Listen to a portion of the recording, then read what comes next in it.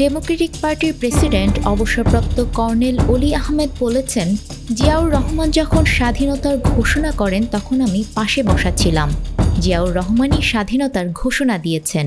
সম্প্রতি একটি বেসরকারি টেলিভিশন চ্যানেলকে দেয়া সাক্ষাৎকারে তিনি কথা বলেন।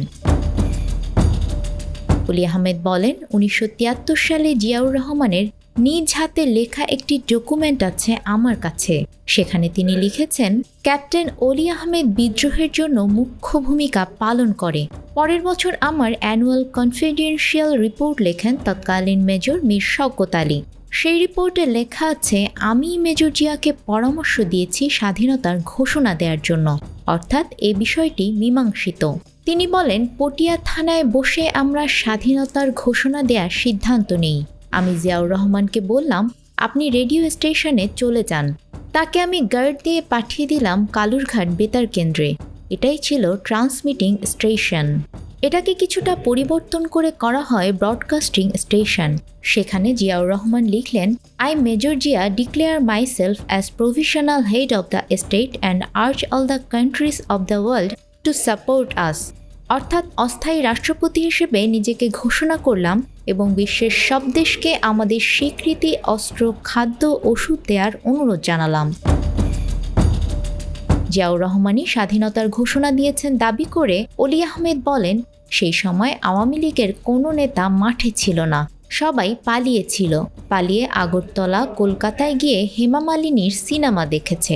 এরা কোনো যুদ্ধে অংশ নেয় নাই। যুদ্ধ আমরা করেছি যারা যুদ্ধবিদ্যায় পারদর্শী। তিনি বলেন, 4 বেঙ্গল রেজিমেন্ট ব্রাহ্মণবাড়িয়ায় ছিল, ক্যান্টনমেন্টের বাইরে, কোনো ঝুঁকি ছিল না। খালেদ মোশাররফ আগে থেকেই জানতো আমরা বিদ্রোহ করব, তবুও তারা বিদ্রোহ করেছে 29 তারিখ। কী কারণে করলো?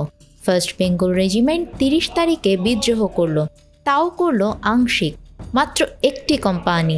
জয়দেবপুরে ছিলেন শফিউল্লাহ সাহেব, তিনি ছিলেন ঢাকার সবচেয়ে কাছে। ঢাকায় মারামারি শুরু হলো 25শে মার্চ রাতে। তাদের তো উচিত ছিল ঢাকায় এসে পাকিস্তানিদের আক্রমণ করা, কিন্তু তারা তা না করে বিদ্রোহ করেছে 30 তারিখ। সারা দেশে কোনো আওয়ামী লীগের নেতারা যুদ্ধে অংশ নেয়নি উল্লেখ করে কর্নেল অলি বলেন, একসময় আমাদের সাথে যোগ দেন ইঞ্জিনিয়ার মোশাররফ। তাকে দায়িত্ব দিয়েছিলাম আমাদের খাবারের ব্যবস্থা করতে। পরবর্তীতে তিনি 2টা খাদ্য গুদামের খাবার বিক্রি করে দিয়ে আগরতলা চলে যান।